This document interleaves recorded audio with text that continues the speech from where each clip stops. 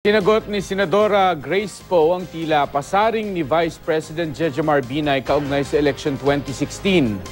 Sinabi kasi ni Binay na mahabang karanasan at kakayahan sa pamamahalang dapat na tingnan ng mga botante sa pagpili ng susunod na Pangulo.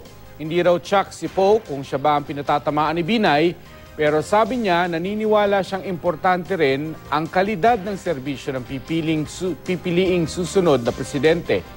Isa si Poe sa mga politikong nakikita ng ilan bilang posibleng kandidato sa pagkapangulo sa election 2016. Parehong nagpahayag ang Liberal Party at ang United Nationalist Alliance o UNA na gusto nilang mapasama sa kanilang partido si Poe.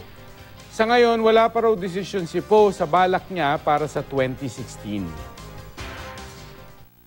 Tama naman siya, kailangan may karanasan at kakayanan. Pero higit sa lahat, siguro katapatan. Maaring ako, maaring hindi.